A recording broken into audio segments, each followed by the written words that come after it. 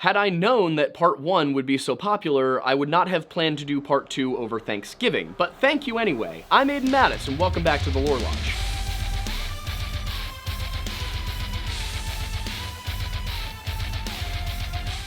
On March 8, 2014, passenger flight MH370 vanished en route to Beijing from Kuala Lumpur. This disappearance occurred just minutes after MH370 crossed into Vietnamese airspace, and 9 years later, there is still no concrete explanation as to the fate of that Boeing 777. Now, if you watched part 1 of this series, we went over the official narrative and some of the issues we found with it. But right now what I want to do is recap that, just in case you're a little lost or somebody needs to brush up, or maybe this is the first video you saw and you don't want to go back and watch the first one. I'm not going to be the kind of guy that's like, hey, go watch the whole playlist. The 2018 safety investigation report compiled by the Malaysian government is as follows in regards to the official narrative of MH370. About 40 minutes into the flight, shortly after reaching waypoint MH370 turned off its ADS-B system, or something happened to the ADS-B system. This is the transponder that tells air traffic control where the plane is going, what the plane's identity is,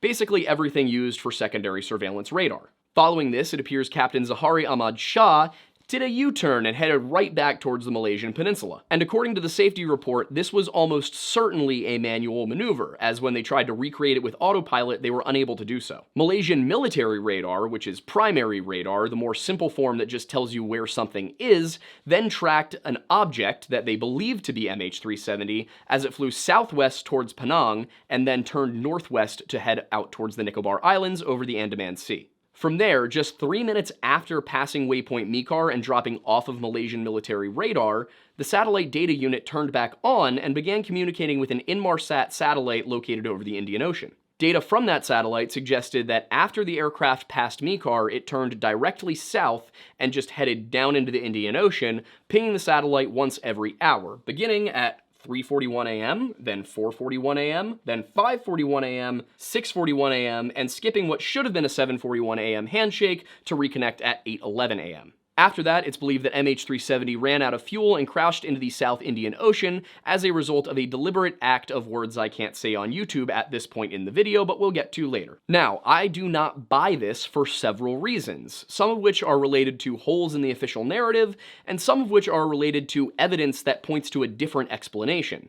But for this video, we're going to start with the flaws in the official narrative so you understand where I'm coming from. Now, like I said, if you want the in-depth, point-for-point, how we got here version of this, that is in part 1. But in order for the official report to be correct, the plane has to have manually diverted from the planned course, and nobody has been able to explain why it would do so. Now, one of the pilots would have had to do it, but First Officer Hamid was never suspected. Now, that's not to say that they never looked into Hamid, it's just they looked into it and very quickly established that he did not seem like a candidate. Initially, all signs in the investigation pointed to the captain, Zahari Ahmad Shah. And in the immediate aftermath of the disappearance, as Malaysian authorities struggled to explain how and why this happened, they pointed to a couple of different possibilities. One of which was this allegation that Captain Shah's marriage had completely collapsed, leaving him very depressed, and the other being that he was a political extremist. In regards to the marriage issue, the more bombastic of these claims, made by anonymous sources who were allegedly other pilots in the Malaysian Airlines community, these alleged that Zahari Shah was kind of a serial cheater, that he was sleeping with all sorts of stewardesses all over the place, and that as a result, just, his marriage had completely fallen apart.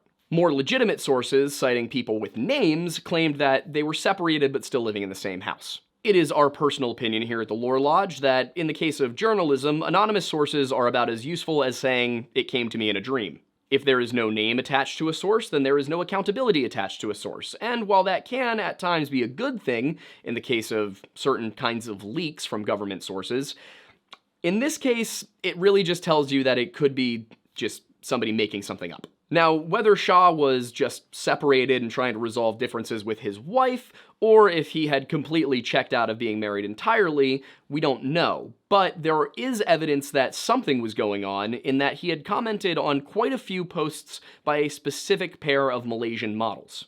Now, I want to be clear, the media erroneously identified these as messages to the models, but posting under somebody's Facebook photo is not the same thing as sending them a private message. It's not a huge difference, but it does show a different level of intent and obsession, because this could just be, it's a little weird that he's commenting on these girls who are so much younger than him, but at the same time, he's not in their DMs constantly harassing them.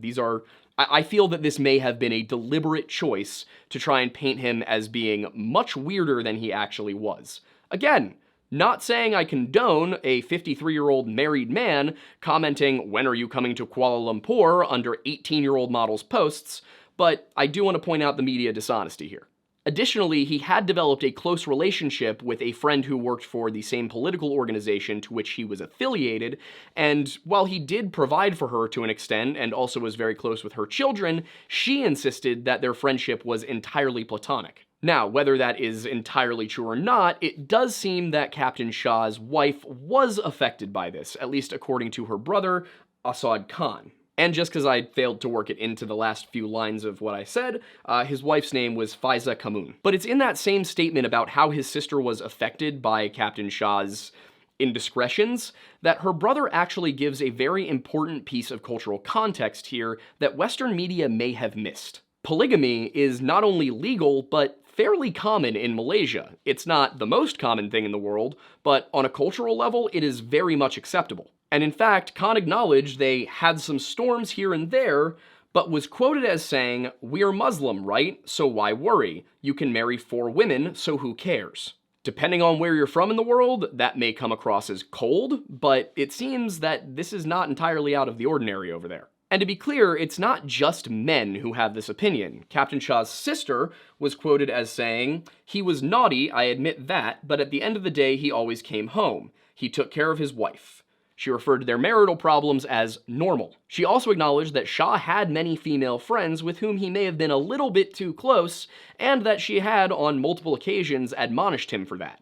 However, she was clear in her interviews that it was never that serious, and that's a quote. And she's right. According to polling, 70% of Muslim Malaysian women believe that men have a right to have multiple wives, though only 32% of them say that they would accept it within their own marriage. It's unclear exactly what Faiza's opinions were, but I would err on the side of she was not a fan of polygamy. Now, according to Faiza, when she spoke to the police, Shah had stopped speaking to her for a while. It had been several weeks, and he had kind of become withdrawn. They had discussed separation, and one of Shah's adult children even said that he had become distant and cranky. And this makes sense, because Fatima Party said that several months before MH370 went missing, it had been Shah who suggested that they cool their friendship and take some time apart.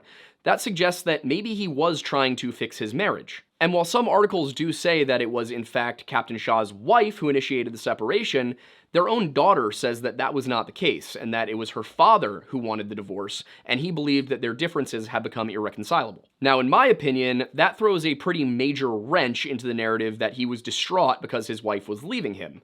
In fact, it sounds like he was leaving his wife. It leads me to question if perhaps it was his association with Party, and more so the disassociation with Party, that led him to become so dissatisfied and believe that he simply had to leave his marriage. Maybe he believed so strongly that he did have a right to take 2 wives, that when his wife said no, he preferred to not be in a marriage with her any longer. Essentially, he may have said he wanted both wives, Faiza said no, and then he went along with it because he was trying to respect his wife's wishes, but eventually resentment grew, and the result was that he no longer wanted anything to do with his wife. On the other hand, both his wife and his daughter said that even as withdrawn and as upset as he seemed, they didn't think that he was capable or willing to do something like this. And additionally, almost every single Western media article has a headline that does not match the sentiment of the people being interviewed. It seems as though they've placed all of this in a Western cultural lens, what you would think of as acceptable in North America and Western Europe, which is just kind of inappropriate for Malaysian culture. Of course, this is not to say that his marital situation cannot have contributed to what happened, but it is to say that we may be allowing our Western sensibilities to cause us to read into it a little bit too much. And the thing is, the Malaysian government seems to agree, or they may have been covering things up, but their official 2018 report states that there had been no financial stress, no insurance purchases, no behavioral changes amongst any of the crew. This is all very clear on page 440 of the report, which also states there were no medical, behavioral, disciplinary, or psychological reasons to suspect Shah. It also detailed that there had been no changes in his lifestyle, marriage, or interpersonal relationships, but obviously that is not accurate. And because we are dealing with a government, then that could as easily be incompetence as it could be them trying to cover something up. Either way, what the Western media kind of assured us was the Malaysian government trying to smudge some things under the rug could very well boil down to simple cultural differences. The other immediate theory also pinned the blame on Shah, but for entirely different reasons. Shah was an open supporter of opposition leader Anwar Ibrahim, having attended rallies for that political candidate in the past, while also being critical of then Prime Minister Najib Razak, who had just been re-elected in 2013. Now, you can't really blame Shah on this one because Razak was notoriously corrupt. In fact, in trying to defeat Anwar Ibrahim, he brought up an old sodomy charge from the 90s and had the courts overrule a 2012 acquittal of his opponent. Now, the initial charge had read that it was a forcible act, but later on it was changed to something more of a I was talked into it kind of thing. Thing is, in Malaysia, even consensual homosexual encounters are punishable by up to 20 years in prison. It may be worth pointing out that this entire episode was extremely embarrassing for Malaysia because, to that point, they had been viewed as a relatively progressive nation in the region. So it wasn't just Shah that was criticizing Razak. There were a large number of people, not just located in Malaysia, who thought that this guy needed to go. And while the media painted him as an extremist, all he had really done was post a whole bunch of times on Facebook about how much he didn't like the Prime Minister, called the guy a moron, and said, "There is a rebel in each and every one of us, let it out. Don't waste your life on mundane lifestyle. When is it enough?" I do just kind of have to shake my head and laugh at this one, because it's just hilarious to me that this is considered extremist, especially in the wake of an election. Like, I would hear more extremist political opinions on both sides from other baristas at coffee shops I worked at. This is not to say that I do not understand that there might be a difference in what is considered extreme or acceptable in public speech between Malaysia and the United States, just to say I think it's a little funny that that's extremism and that, again, Western media of all places latched onto that. But still, making Shah out to be this political extremist who downed this plane on purpose as an act of rebellion was extraordinarily convenient to the ruling party. It was a great way to deflect from the fact that they were facing all kinds of criticism over the Anwar Ibrahim situation. You also may see people reporting or suggesting that Anwar Ibrahim was a close friend, a cousin, or even a brother of Captain Shah, but none of that is true. The two men were familiar with each other, they had met, but they were not, like, hanging out having drinks on the weekends, and they definitely were not closely related. They were distant relatives in the same way that I'm related to Mad Dog Mattis. The former Secretary of Defense and Commandant of the Marine Corps and I do share a paternal ancestor, but we have never met, spoken, or even had conversations about each other at family functions. Now, before anybody decides to latch on to that relation as a reason that we may be CIA plants or something, as some of you did in the previous video's comment section, when I was joining the National Guard, I could not even get a waiver for my colorblindness to serve in a position that I wanted to. So, what makes you think that he was getting me a job with the CIA? Like, come on, guys, don't be silly. Also, we hate the ATF so much. And in the last video, this is what makes me laugh, because so many people comment and, oh, these guys are plants, these guys are feds, blah, blah, blah, blah, blah. We literally accused the FBI of making the entire thing up to hide United States involvement. Like, I'm not trying to be like, see, we're not plants. I'm just trying to be like, dude, we're not plants. Also, we'd make so much more money if we were. But Aiden, this denial is going to make people think that we are plants even more. Well, make a salad out of us then, I guess. But to get back to the subject at hand and stop trying to convince you that we're, in fact, being legit with you, there's really no reason to suspect Shah anyway. The only thing they have is that he was kind of a little anti-government, maybe. Just a little bit. Like, you can have a little bit of libertarianism as a treat. I say that because he left no manifesto, he made no demands, and most of the passengers on the plane weren't even Malaysian. On top of that, every single member of his friends and family that was interviewed with their name attached said that they had absolutely no belief in their minds that he would kill that many innocent people for his own political opinions. And to add to that, Razak was eventually convicted of corruption, specifically charges of abuse of power, money laundering, and criminal breach of trust. And he was suspected of being involved in a murder cover-up. Of course, there is also the issue of his flight simulator data, which the FBI reconstructed and handed back to Malaysian police. Now, what they did was extract 7 manually programmed waypoints from an autosave on the flight simulator. It was Microsoft Flight Simulator 10. However, assuming that these points actually did ever exist and that the FBI didn't make it up the same way they made up everything about Ruby Ridge, Waco, MLK, anything they've ever talked about in their lives, they were unable to prove that all of these waypoints, all of these flight routes, were even from the same session. In fact, the FBI could not even confirm the dates that these were added into the program. All that they could do was show that they were in an automatic backup file dated to February 3rd, 2014. Add all of this into the fact that the Malaysians explicitly denied that anything odd was found in the data from the hard drive, and the fact that the FBI nor Malaysian police said anything about these waypoints in the actual year of the event. It was 2 years later that a report in New York Magazine written by Jeff Wise claimed that they had obtained confidential documents that in fact showed these waypoints existed and that the Malaysian police were covering it all up. Now, if you've seen the March 8th, 2023 documentary on Netflix about MH370, you'll see that to this day, Jeff Wise is insisting that that plane diverted and flew to Russia for some reason. It is a claim that is so out there that even the other people he was working with over the years to try and determine what happened to this plane threw him out of their group. Also at this juncture, since Russia came up, I do want to address something I said in the first video, which is that I said that the Russian forces shot down MH17 over Ukraine 4 months later. I was wrong. It was Russian-backed rebels in Ukraine who shot down the airliner. Now, several of you said in the comments that it was in fact Ukraine that did it and framed the separatists, but I went and I tried to find a good source, and when I say good source, I do mean a good source. I don't just mean Reuters or CNN or the US government. I mean legit information. I could find nothing that actually, in any certain terms, could show that Ukraine did it. Some people claimed that the missile came from Ukraine, that it was in the Ukrainian inventory, and therefore it must have been launched by Ukraine. Some sources I found said that it was a stolen Ukrainian rocket launcher unit. Now, of course, rocket launcher is not the right word, but I guess a SAM turret maybe is the right term here. Anyway, the point is, it may have been Ukrainian, but the claim was that it was stolen. The missiles were supplied by Russia.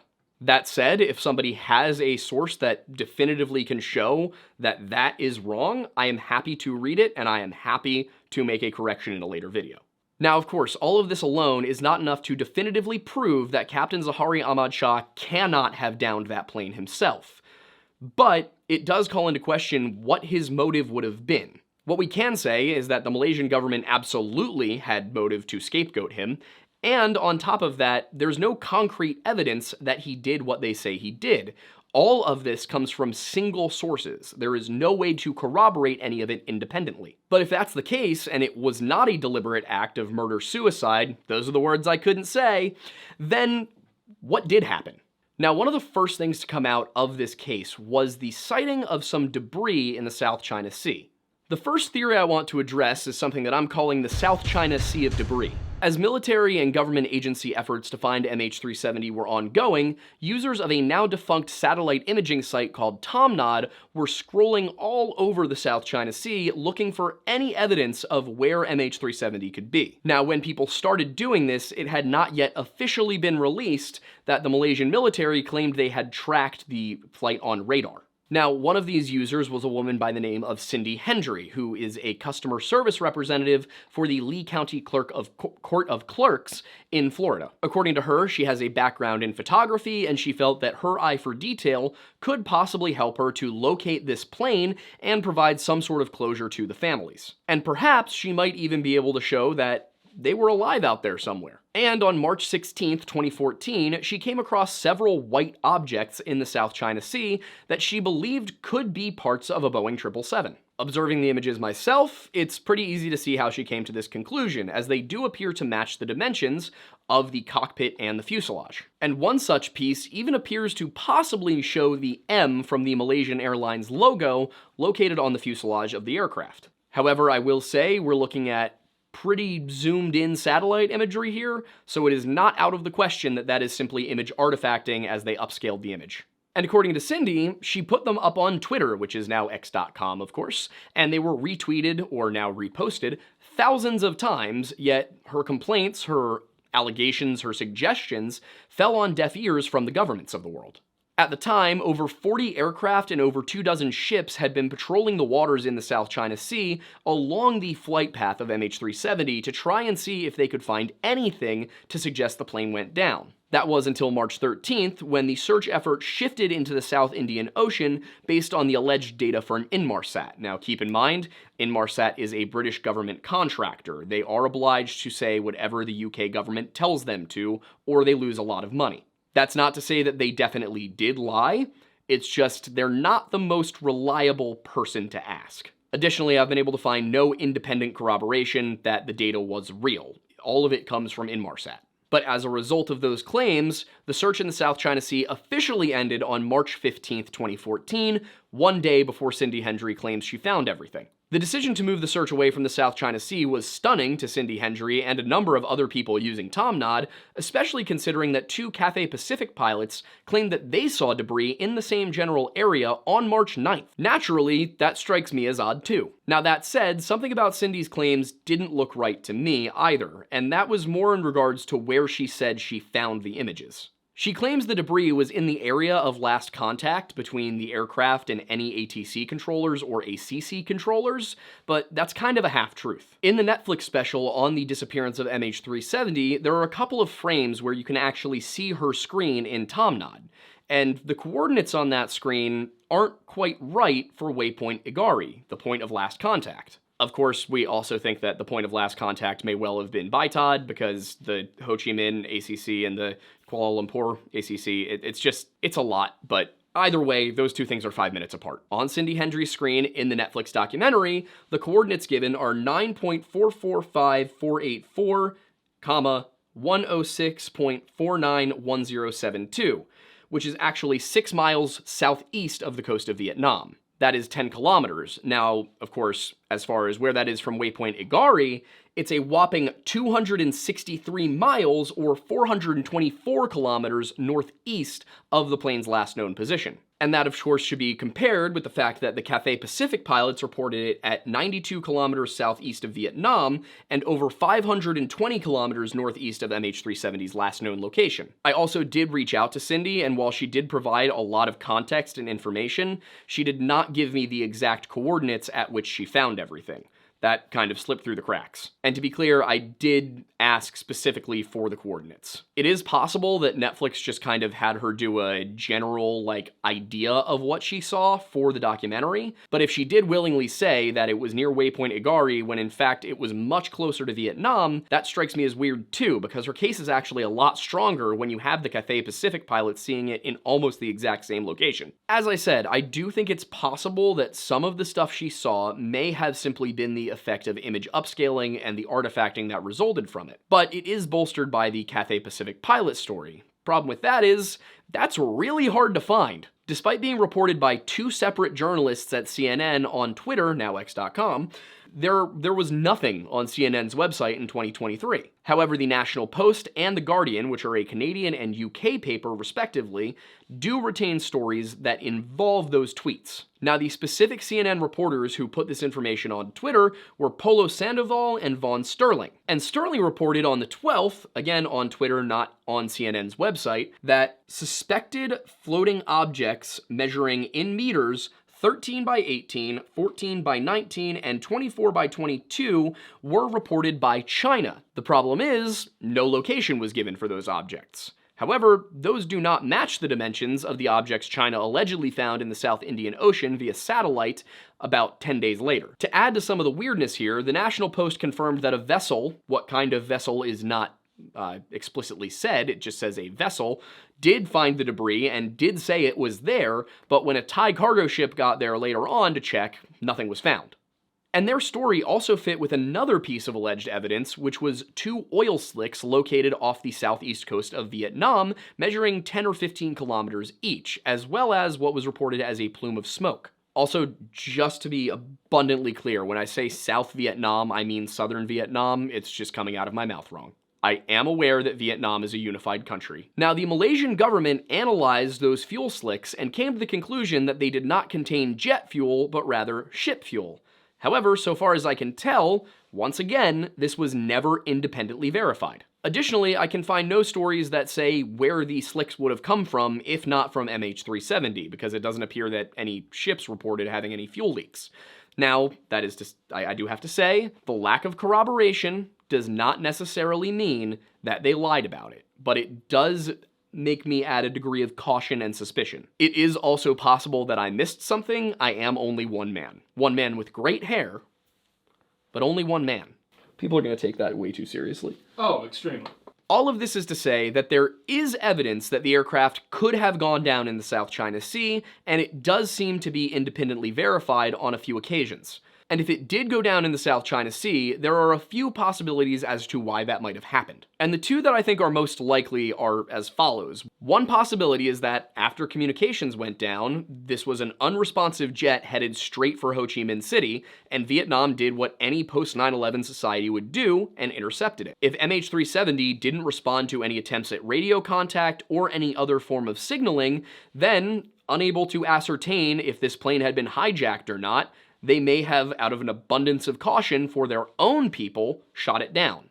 In this case, given the large number of Chinese nationality passengers, 153 of them, it may be that in order to avoid rupturing the only recently positive relationship between Vietnam and China, which has been tense for a very long time, a coalition of governments may have come together to find a way to cover this up and avoid an international incident. By placing the blame onto the Malaysians, either via incompetence or something more sinister, the Chinese could avoid their own people looking to their Vietnamese partners as the problem, and instead, the Malaysians, who already had a fairly positive relationship with China and maybe could stand to lose a few points.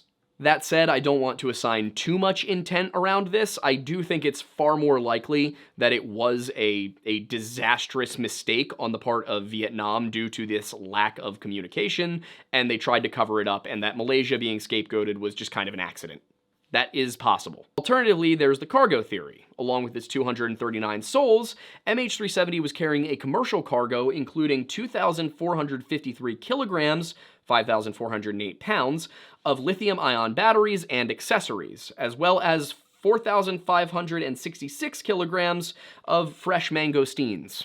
The batteries themselves made up 221 kilograms, or 487 pounds, of the electronics shipment. That electronics shipment came from Motorola, which is the former parent company of Freescale Semiconductor, which is now part of NXP.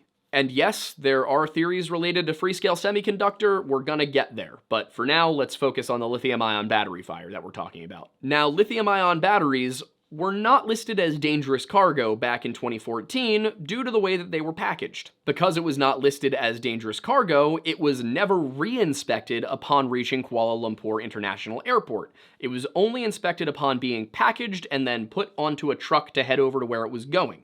To reiterate, this package was not scanned, nor was it manually opened and checked when it got to the airport or when it was loaded onto the plane. That means had anything accidentally happened to the packaging or had the packaging been tampered with on the way to the airport, nobody would know. And those inspecting it were employees of MAS Cargo, which was the mostly government-owned cargo company that worked with Malaysia Airlines. And later in 2014, the Malaysian government bought out the remaining shares of MAS Cargo. Coincidence? Now, the Motorola cargo was loaded into cargo sections A in the rear of the plane and E kind of towards the middle of the plane, and it was just en route to a logistics company in Beijing. As for the battery section of the shipment, that was specifically located in cargo section A, right next to a shipment of mangosteens. Mangosteens are a tangerine-sized fruit native to Malaysia, and I really don't think this is connected, but I feel it's necessary to say it anyway. Mangosteens were not in season, nor was there a recorded mangosteen harvest in the area that these mangosteens allegedly came from within that season of that year. As for why the mangosteens came from a place where there was no mangosteen harvest, it was claimed that they were just packaged there and they had come from a farm in a different part of Malaysia. But this proximity between the oddly out-of-season mangosteens and the lithium-ion battery package led some people to suggest that maybe mangosteen juice leaked into the battery compartment and caused some sort of chemical reaction which either started a fire or released gases that would have incapacitated people on the plane or taken out instruments. Any number of things. There were a bunch of theories related to the mangosteens. Point is, testing was done, and nobody could find any way to make lithium-ion batteries and mangosteen juice take down an aircraft. And this one was in fact independently verified. But just because the mangosteens weren't necessarily part of the issue does not negate the possibility that the lithium-ion batteries were, because lithium-ion batteries are very, very, very flammable, and they have been responsible for aircraft crashes before, namely UPS Airlines Flight 6 and possibly Asiana Airlines Flight 991, and those were in 2010 and 2011 respectively. In both cases, only the pilots were killed. Now, the reason that lithium-ion batteries are so much more of a problem than your standard, like, AA alkaline battery is because when an alkaline battery overheats, it just kind of melts. It might flame a little bit, but it mostly just melts. A lithium-ion battery, on the other hand, catches on fire. And that fire doesn't just stay with the one battery. If there are other lithium-ion batteries nearby, it will immediately spread in what is called a thermal runaway. And in this case, with this packaging, there was no insulation between the individual batteries, which means if just one battery overheated somehow, the entire shipment would catch on fire in an enclosed space. Now, as I said, lithium-ion batteries had been responsible for plane crashes in the past, but they were cargo planes. Cargo planes typically only have a very limited crew, often just the two pilots. In situations involving cargo planes, you're going to have to send your condolences to the pilots' families, and you're going to collect the insurance claim on all of the goods. But when a passenger plane loaded with 239 people goes down, you gotta make some bigger adjustments. You can't quite sweep that kind of thing under the rug and say, oh, well, this is, some sort of freak accident. Look how many planes fly with lithium-ion batteries and nothing bad happens, because the moment one takes out a passenger plane, that's a problem. People are no longer going to trust the airlines, they're no longer going to trust the regulators, and there's going to be a lot of lawsuits. And that's an important thing to keep in mind, because the legal liability could be very different between the plane going down because of some sort of really freak act of God, like being shot down by the Air Force because it lost communications, or being driven into the water by the pilot because he has a death wish. This is just oversight. This could be a much bigger lawsuit and cost a lot more money. Now, I am no expert on aviation law, so I'm not going to say that that's for sure. It just strikes me as possible that you might want to cover up a lithium-ion battery and call it something a little bit more outlandish if you want to avoid paying out a lot more money. If I am wrong about that, I apologize. I'm not saying that that is what happened. I'm just thinking out loud. And part of the reason that I have those thoughts and that I wonder about these things is because just 2 years later, in 2016, the UN Civil Aviation Authority decided to change their rules. Without explicitly citing MH370 as the cause, a number of airlines and a number of regulatory agencies between 2015 and 2019 started to change their rules about lithium-ion battery shipments on passenger planes. Restrictions would include how much charge the batteries could have, how many batteries could be loaded, and even what kind of insulation there had to be between battery packages. And if it's kind of percolating in your head, well, don't most cell phones and laptops and things like that use lithium-ion batteries? Aren't those flammable? Why can you bring those onto a plane? Well, it's because a single cell phone lighting on fire is very easy to handle with a fire extinguisher, whereas a 450-pound shipment of batteries located in the cargo hold is a lot more difficult to mitigate. And one thing that I do find particularly interesting is that of the first two major airline companies to ban lithium-ion batteries, one of which was United Airlines, the other was in fact Cathay Pacific. But all of this, I will admit, does not acknowledge a solid half of the story here, which is that according to the Malaysian military, they tracked that aircraft flying back over Malaysia and then out over the Andaman Sea. Ladies and gentlemen, I present to you the part of the theory I call the Friendly Flier. Now, unlike the Vietnam intercept theory, the lithium-ion battery fire theory does not necessitate that plane going down over the South China Sea. So it is possible that the Malaysians were in fact not lying when they said their primary radar did pick up a signature flying southwest over Malaysia and then out towards the Nicobar Islands after crossing over Penang. And there was a civilian primary radar station that said that they also saw an object. So if MH370 did make that U-turn and head back down towards Malaysia, I find it odd that the Malaysian Air Force would not scramble any fighter jets to intercept a rogue unresponsive airliner heading towards an island with 1.5 million people on it while flying at a low altitude. Well, once again, something really weird comes up in the safety report from 2018. They identified it as a friendly aircraft. Now, the problem with that is that whether or not they were able to infer that this was in fact MH370, they cannot possibly have known that it was friendly just from primary radar. So while secondary radar takes the plane's GPS coordinates and transmits them directly to the ground crew, primary radar works differently.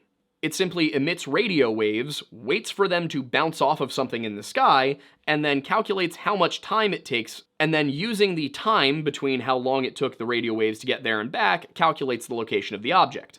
It can't tell you anything about the identity of the aircraft. It can really only tell you where it is and where it may be going based on the various radar pings tracking it. So in order to know that this dot on their radar was in fact friendly, they must have either had communication with MH370 or expected it to be there. It is also possible that they had visual confirmation that it was MH370 and not some other plane, but even then they would have to have radio communication or expect it to be there in order to not think it might be hostile. I just cannot imagine that they would be that stupid. Now, of course, the other alternative is that they lied about it being on radar in the first place, but again, there was that civilian radar station that did say they saw it too. And while secondary radar uses the ADS-B system to communicate information, the actual calls, the communications, the verbalizations between the pilot and the ATC controller, those are just radio frequencies. That is a totally different system. This means that a plane could theoretically disappear from secondary surveillance radar while remaining in radio communication with anybody on the same frequency as them. And while no record of MH370 being ordered to change its radio frequency exists beyond them being handed off to Ho Chi Minh ACC,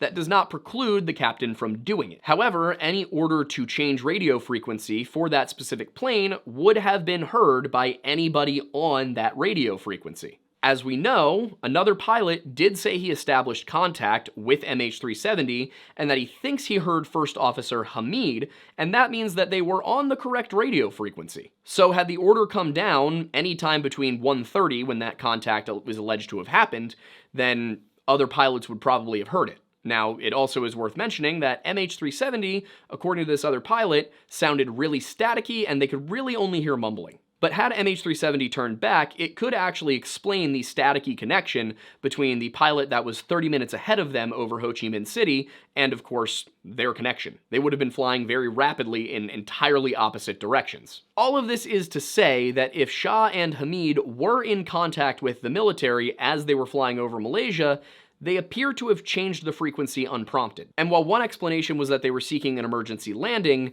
that would more likely involve them contacting Kuala Lumpur ACC, or ATC, rather than the military. And to be clear, while there are other airports in Malaysia that they could have tried to land at, Kuala Lumpur ACC controls the entire region of Malaysia there. Of course, Malaysia does have several disconnected parts. It's a confederation. It is not a singular nation, kind of like Thailand. That's probably not the best way to put that, but Malaysia formed in, I think, the 1960s as a federation of, at the time, non-connected territories with similar cultures. And it used to include Singapore, and then they said no. Actually, I'm pretty sure Malaysia kicked Singapore out. Another possibility is that the Malaysian Air Force knew ahead of time that MH370 was going to divert back over the country. And they also may have known that MH370 planned to turn off its systems. But of course, turning off all of those systems is a little bit more complicated than flipping a single switch. While the ADS-B system can be turned off from the cockpit, the ACARS system, which communicates with the satellites, has to actually be turned off directly from the engineering bay. In the Boeing 777, the engineering bay is accessed via a hatch that is not in the cockpit, but rather between the cockpit and the first-class seating area. You know that little part you run through in the plane on terminal to get between the cockpit and the cabin? Yeah, right there. If it was shut off deliberately, that implies that at least one pilot was involved, because somebody had to turn it off from the cockpit. And then, as for the ACARS system, well, it could have been that the co-pilot, if he was in on it, took over the controls while Shah went down there, or that Shah continued to fly the plane while Hamid did it. It also could just be any member of the crew. It's also possible that they could have put the plane on autopilot and done it, but at the point in the route where the ACARS system turned off, they probably were flying the plane manually. It is entirely within the realm of possibility that the flight could have diverted from its planned path on the orders of the Malaysian military. So it is entirely within the realm of possibility, I'm not necessarily saying this is what happened, but it is within the realm of possibility that the Malaysian Air Force knew the plane was going to divert, and that leaves the question of why. Well, at the center of most of this is one specific company, Freescale Semiconductor. Originally a division of the American tech company Motorola, Freescale Semiconductor was divested and then given an initial public offering in 2004 to become an independent publicly traded company. 2 years later, it was purchased outright by the investment company Blackstone for $17.6 billion. For reference, Google offered itself to Yahoo for $5 billion in 2002. I cannot imagine there is anybody who kicks themselves more than the guy at Yahoo who turned down that buy. Now, names like Blackstone always get a lot of people talking, but it should not be confused with BlackRock. While Blackstone does control a substantial $1 trillion in assets, it pales in comparison to BlackRock and Vanguard at $9.42 trillion and $7.7 trillion respectively.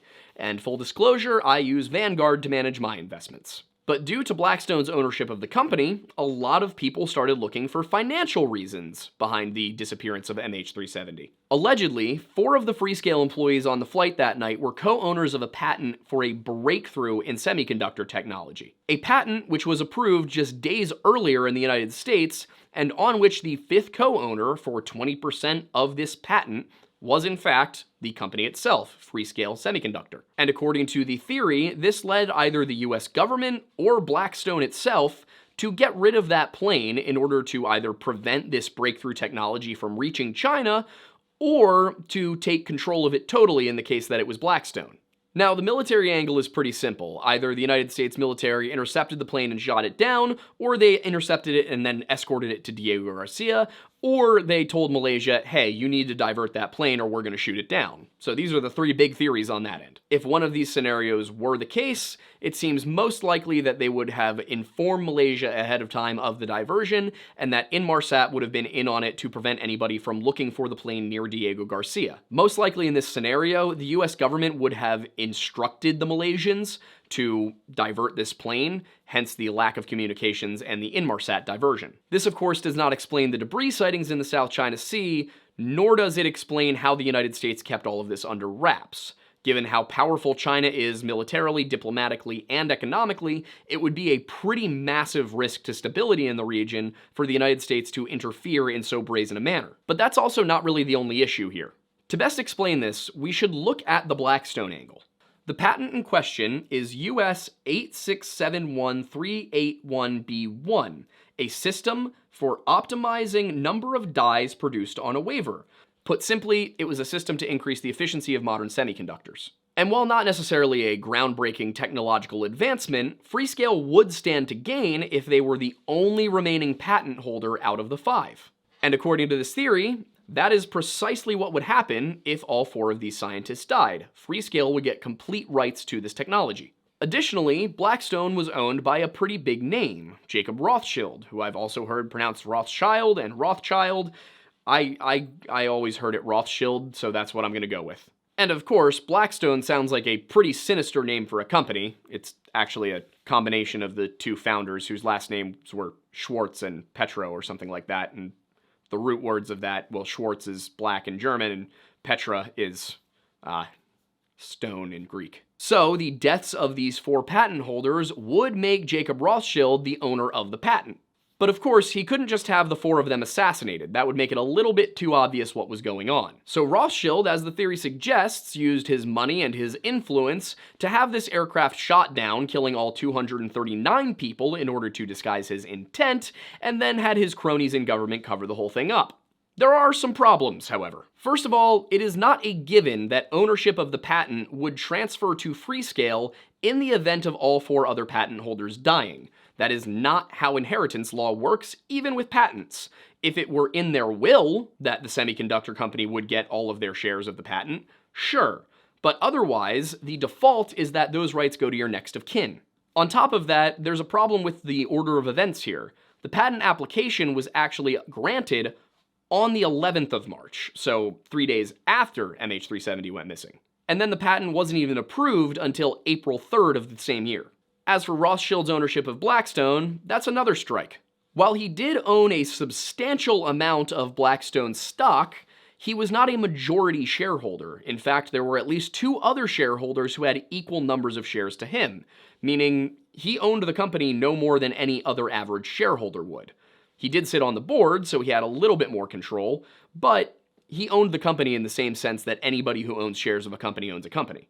So yes, he does own more of the company, but he didn't have unilateral control over its assets. And then there's another ownership issue, which is that of Blackstone owning Freescale, because they bought Freescale in 2006 and then put it back on the market in 2011, retaining only 25% of shares. So when MH370 went down, Blackstone stood to gain little. They didn't own the majority of Freescale, so it wasn't like they were gonna get the entirety of the patent rights. And on top of that, all 4 patent holders, who were in fact the inventors of the technology, have done work since 2014. 3 of them for NXP, and 1 of them as recently as 2023. I do apologize if I get these names wrong, but again, I'm not the best at East Asian pronunciation. One who did work as recently as 2023 was Li Ying, and then the other 3 are Peidong Wang, Zijun Chen, and Zihong Shen. Sheng, I think, actually. All of whom have done work for NXP.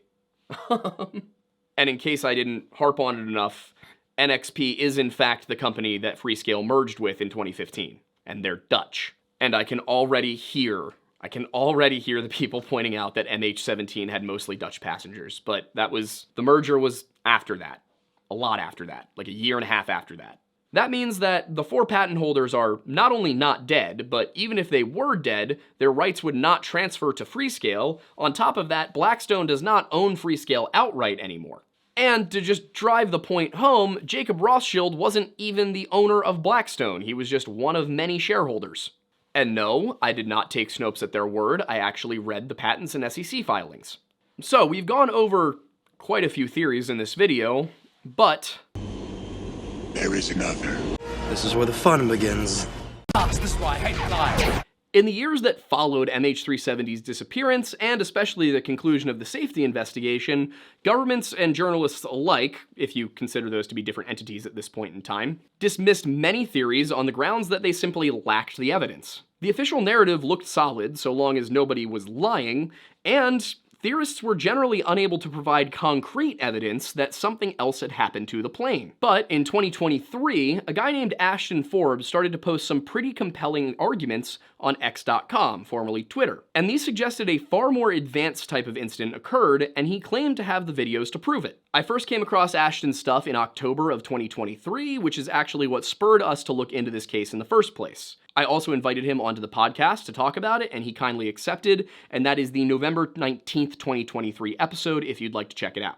Ashton's profile has been online since January of 2014, but there are no posts before August 2017 available. Now, this could easily be because Ashton's just trying to protect his personal life, his former presence on the internet, because, you know, that's how it goes. You know, you blow up and then it's gonna be really embarrassing if people find out that you're like a Cowboys fan or something. I am at this juncture obligated to say, go Birds! Okay, Merry Christmas, everybody. Now, according to Ashton's LinkedIn, as well as the conversation we had with him, he worked as a consultant for a staffing agency, as well as an IT consultant for hospitals. Ashton's first posts about MH370 covered the videos you are seeing on your screen right now. One allegedly taken by an MQ-1C Predator drone, and the other by a low Earth orbit satellite, specifically NROL-22. Now, I simply don't have the physics education to go into what Einstein-Rosen bridges, colloquially known as wormholes, are, other than to tell you that scientists say that they are theoretically possible. The idea is that you can essentially fold space-time and create a tunnel between two places, allowing you to travel what would otherwise be billions of light years in several seconds. I really don't get it myself, but that's the explain it like I'm 5 version.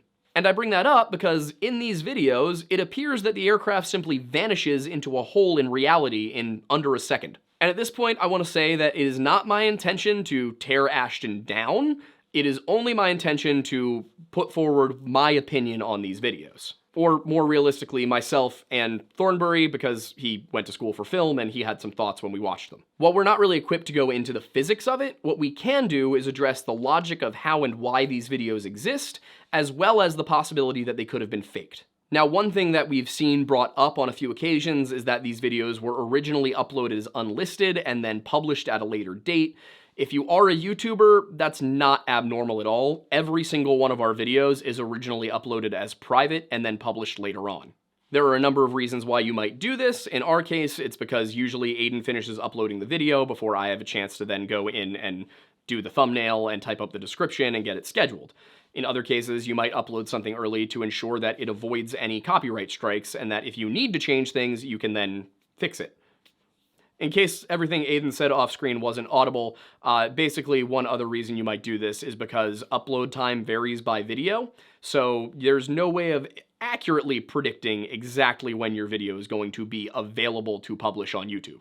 The satellite video was posted and published on May 19th, 2014, and Regicide Anon, the uploader of the video, claims he received it on March 12th, 2014. He posted the thermal imaging video, allegedly from an MQ-1C Predator drone, on June 24th, 2014, and claimed receipt on June 5th, 2014. Now, I do have to point out that the only evidence that he actually received these videos as early as he said he did is that he said he did. But before we go into the VFX stuff, I want to discuss the logic of the situation, because if this video is real, it's a really drastic decision by the US military to use that technology. The fact of the matter is, when it comes to the people on that plane, there was nobody who was, in a utilitarian sense, irreplaceable. Obviously, every single human life is valuable and irreplaceable, but in a purely, like, a utilitarian sense, nobody on that plane was irreplaceable. Everybody was redundant. And I mean that solely from the perspective of the businesses they were involved in. Not a single person on that flight was the sole member of a group who knew how to do something. Again, morally, every human life is valuable. Additionally, only 2 people on the plane were American citizens, and the 20 Freescale employees were not VIPs of the company. They were, of course, they were smart, they were important to the company. Both Freescale and their competitor, Texas Instruments, said that this was a horrible tragedy. Like, these people were valued, it's just they were not, like, VIPs. In my opinion, that makes it very unlikely that this would be some sort of rescue operation, that this was the only way that they could save the people on that plane. And as I believe we've shown, there was really no reason to abduct anybody on that plane. And I don't mean that in the alien sense, I mean that in the kidnapping sense. That if they wanted to prevent any of these people from getting to China, they would take out the whole plane, or I guess suck the whole plane into a wormhole. I say that because, again, while this was a technology that would have made semiconductors more efficient, it was in no way the kind of breakthrough that would give one military an edge over another or one economy an edge over another. There are also technical questions about the crafts allegedly used to take these videos. One of those is that the MQ-1C Predator drone, which was allegedly used to take that thermal imaging video, has a top speed of only 192 miles per hour,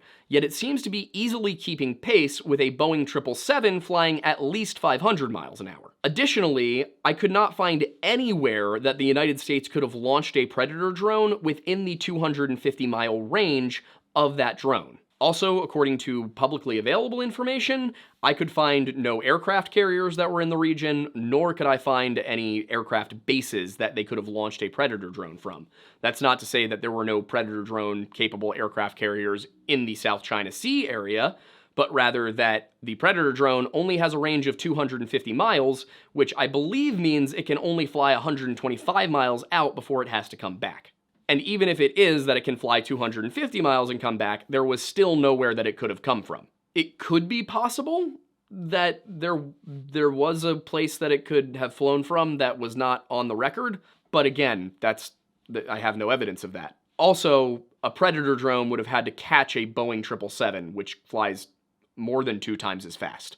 Now, it is always possible that there is a secret base somewhere from whence this aircraft came, but in looking for one, I could not find it. If somebody knows there is one there, feel free to let me know.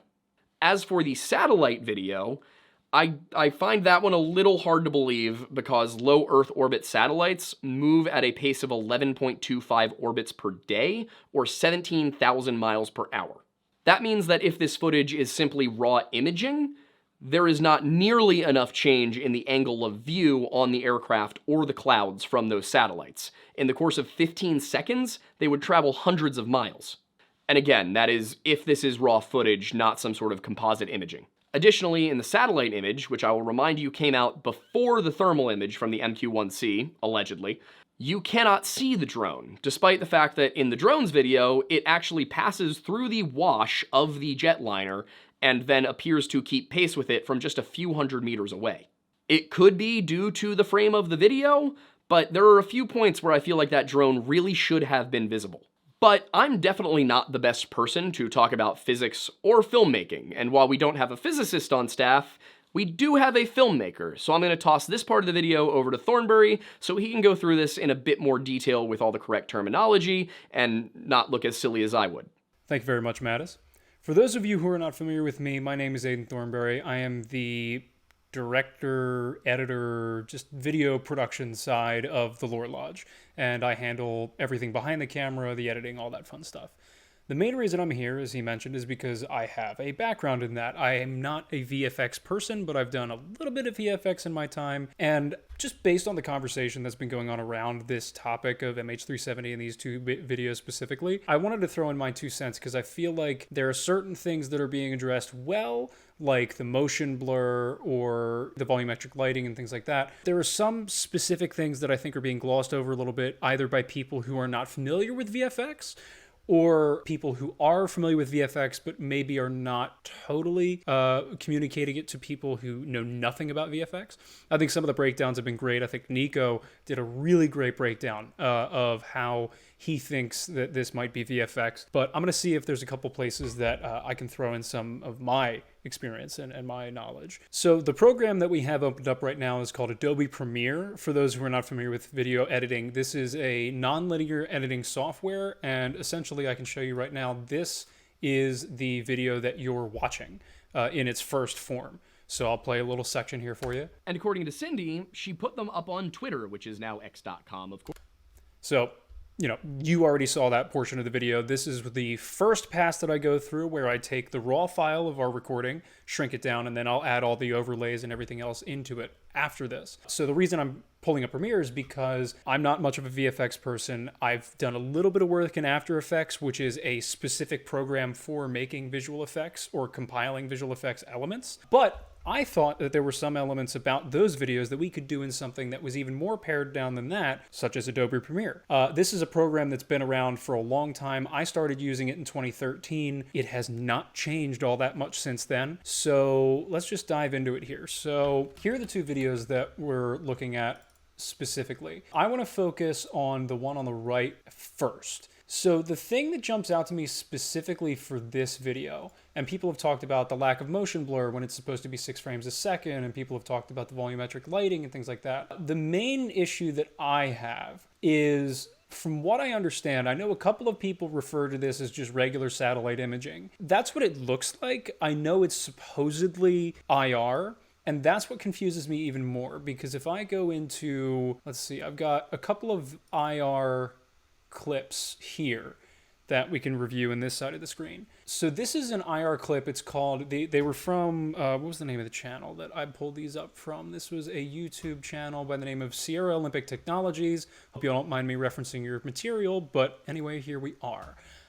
So this was titled An Evening on the Water. I think that was roughly the name of it. So this is, the sun is still out and things are still warm. And you can kind of tell that through the roofs, emitting a lot of heat signature there. For those of you who don't know how IR works, so The electromagnetic spectrum emits all types of wavelengths, and our eyes can only perceive a certain narrow band of those wavelengths. IR means infrared, and those are the wavelengths in which heat is emitted. Infrared is heat.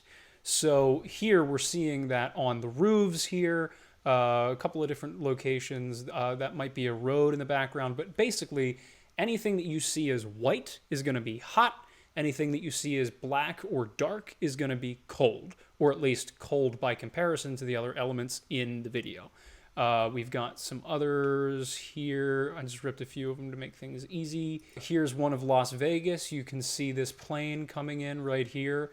That is white by comparison of the rest of the surroundings. Also, the cars are relatively warm. The ground is relatively cool. Anyway, so you're getting the picture. So the issue I have here is if this is IR and it's supposed to be at 2 in the morning, why are the clouds blown out to the point of being overexposed? That doesn't make sense to me specifically in relation to IR. It makes sense that this would be white, that the plane would be white, just like it is here. But as you can see, there are some clouds out in the distance, and if anything, they're cool. They're comparatively very cool. The same thing here is this is in the evening, so things are kind of cooling off, but they are a dark gray, if anything. In the middle of the night, they shouldn't be hot. They certainly shouldn't be hotter than the plane. So that confuses me. Additionally, it does look kind of like a regular image from the point of view of it being blown out like that. And I want to demonstrate that. So let's I have a couple of options here. Yeah, let's try this one. So let's go to a spot that looked kind of similar to the video. Here we go. I'm going to bring up the effects controls here, bring the slider up. So this is going to be important later. This is how you control effects in editing software. You can put in specific inputs of numbers. So if I wanted to put in 1400? Yeah, 1400 instead of that, I can, but generally people are going to be using sliders like this. You can make minor adjustments there. Anyway, so that looks somewhat similar. Ideally, we'd be a little bit closer in, but let's go to effects controls, effects browser here. So let's go to video effects and let's try, generally we're going to want something color related. Let's try tint. Okay, we compare that image to that image. I think those look relatively similar. As a matter of fact, that looks like it has some more blue retained in it. So why don't we drop the amount of tint slightly? That looks a little more accurate. And yeah, so the main thing that's really getting me is those highlights that are really blown out in the clouds, like that bit there. And we can zoom in a bit more. That's actually probably a little bit better. But to me, that's a lot more similar than something like that. To me, that just looks a lot more similar than that. And obviously, it's hard to get IR satellite imaging, but it's really more about the color temperature of things. Anyway, so that's just one point that I thought was relevant to, take a note of. So the second element of this whole ordeal is, let's see if we can get to that specific point. Oh yeah, here we go. So this guy, everybody's been comparing it to this, and specifically because these portions somewhat match with this section. So what I want to do is explain slightly how using stock footage like this works. So if I wanted to take the beginning of this and call it, let's say, a muzzle flash, or let's say I wanted to use the whole thing as a muzzle flash. And by muzzle flash, I mean, pretending it's coming out of a gun. What I would do is I would go into, and this is just very rough within this program, again, that has been around since before 2014, has not changed very much since then. So we're going to go into keying. Let's go color key, because that's what I remember doing back in high school. We'll go to effects controls. For this, we will choose black. Boom. All right, we're already starting to get rid of that. Color tolerance, we'll adjust that slightly. Okay, and then now we've already got an element that is slightly more realistic in the sense of you don't have a black background. You can put that in over some existing element in your frame if you wanted to. Now, let's see if we can figure out how it would match in relation to this. So let's find the beginning of that here. Let's find There we go. So that's the first frame. So we'll separate that so that way we know. And then the frame that we think is going to match with that the best starts right there. So that's going to be what we want to match to, and then it'll evolve from there. The big comparison has been that generally fits pretty closely onto here. And, you know, let's change the color tolerance slightly so that way...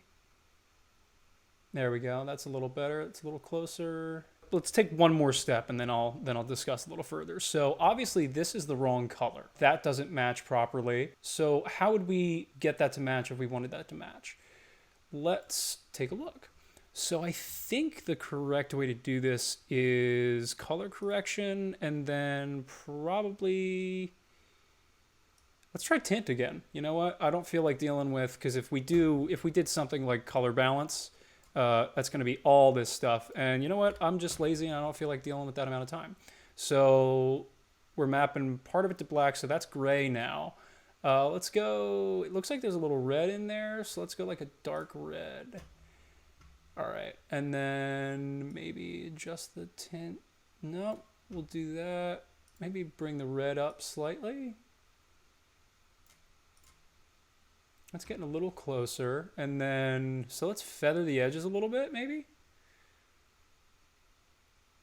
Oh, yep. Now we're getting a little closer. So, oh, yeah. Okay. So let's see. So that's a little bigger. So maybe that tolerance needs to come back a bit. And then maybe the edge feather needs to come down slightly. Oh, there we go. Yeah, the size of that little dot's coming back now. I think the biggest issue is that it's just a better resolution. Oh, I'm liking that more.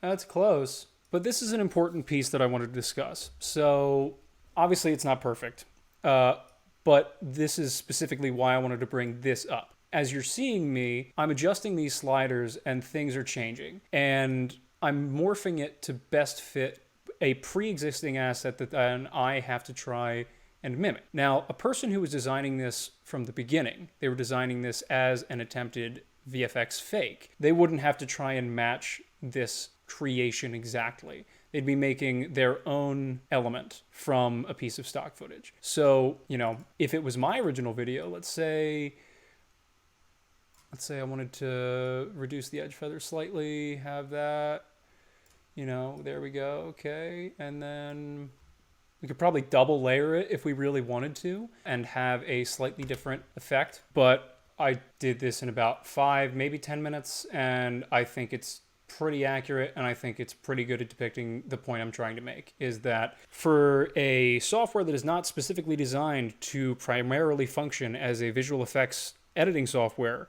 to be able to do this in the amount of time that I did it with, for somebody who has a much higher skill level than I do using an application that's specifically designed for this task, I think it'd be pretty easy to create something that is about 99% accurate to what this existing footage is. Obviously, you could duplicate the layer, screen it, have a little bit more of that gradient to give it a little bit more of a dynamic and unique look. You know, you could adjust the color a little more and the opacity a little more to match that a little bit. But I've seen the argument that there are people out there who will not accept that this is faked unless a recreation matches pixel for pixel. And I hope what this communicated is that that's not how video editing works. We took the pre-existing asset, we made a couple of specific changes in a couple of attributes with, you know, sliders or inputting numbers that we wanted to get the desired look that we wanted. The original VFX artist who did this, which is what I'm assuming was done, did not have to match a specific look or style. They created it on their own. And I think it's really important to recognize that the only way to get something pixel for pixel match is if you knew the exact inputs and the exact effects that somebody was using. And unless you're the original VFX artist, you just kind of have to guess at that. And that's what I did here. Obviously, I could really spend a lot more time and get a lot closer, but the point I'm trying to make is that that asset's pretty easy to switch to this. So there's one more thing that I want to discuss about this video before I kick it back to Mattis, and that is the thermal imaging of these two different thermal cameras. So this one on the right here has been referred to as an IR satellite, and this one here has been referred to as a thermal camera. The important distinction there is that they are the same thing. A thermal camera is an IR camera. They use different gradients and different patterns to show heat in different ways, but they are both measuring infrared radiation. So they are both thermal cameras. Now, I'm going to bring this back here from where I cut it previously. Yeah, so here, the big thing about this one on the left is that this is a cold signature. That this is, black is cold, and, obviously the plane being green, yellow, and then even near the engines, red, hot. This is cold. And the whole idea is that this is some form of endothermic event. It's a cold event. The plane is white in this one, just like in some of the other elements that we saw prior. Just like these hot roofs, just like this very hot, exhaust stack, that is white. So is that flash, and so are the clouds, which would indicate that that's hot based on how IR technology works. Why on two thermal cameras, on two infrared cameras, are we getting the opposite reading? This is somehow cold, this is hot. Doesn't make sense. Because it's not possible. You can't have one thermal imaging device register something as white hot, like this, and then have another thermal imaging device in the same vicinity registering it as cold.